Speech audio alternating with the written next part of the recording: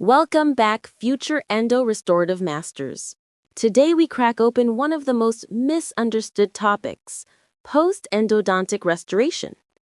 We'll learn when we actually need a post, the magic of the Ferrule Effect, the different types of posts, and how to make smart restorative decisions every single time. Let's dive in. Think of a post like a tent pole. It does not strengthen the tooth. It only retains the core when there isn't enough coronal structure left.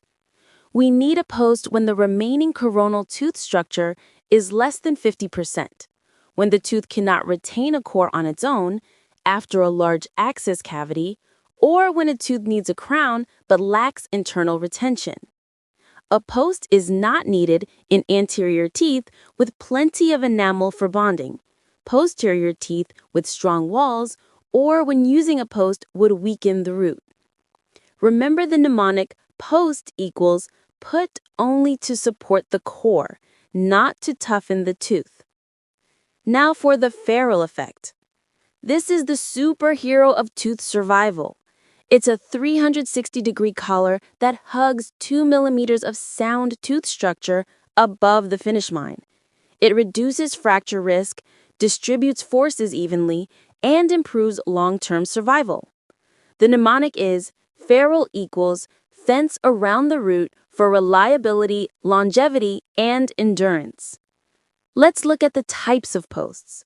Metal posts, cast metal or prefabricated, stainless steel and titanium. They're strong but stiff, which can cause root fractures. Fiber posts, they have tooth-like elasticity, better stress distribution, and they're aesthetic, great for anterior teeth. Ceramic posts, very aesthetic, but brittle with higher fracture risk. The mnemonic is FMC, fiber, metal, ceramic. Fiber equals flex, metal equals muscle, ceramic equals cosmetic. Now, how do we make the right clinical decision? Is there at least 2 millimeters of ferrule? If yes, proceed to crown buildup. If not, consider crown lengthening or orthodontic extrusion. Is there enough tooth to retain a core? If yes, no post needed. If no, choose the appropriate post. For aesthetics, choose fiber. For high occlusal load, choose metal. For curved canals, fiber is safer. For straight large canals, metal or fiber both work. Here is the step-by-step sequence. Complete the root canal treatment. Leave 4 to 5 millimeters of apical gutta percha. Prepare the post space. Choose and try the post. Cement the post, usually resin cement for fiber posts. Build the core. Prepare the tooth. Place the final crown. Let's summarize. Posts retain the core. They do not strengthen the tooth.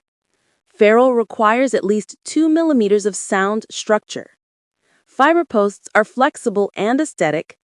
Metal posts are strong but stiff. And the best decision depends on remaining structure, occlusal load, aesthetics, and root anatomy. Time for a quick quiz. What is the minimum ferrule height needed? 1 millimeter, 2 millimeters, or 3? Which post is most root-friendly? Cast metal, fiber, or ceramic?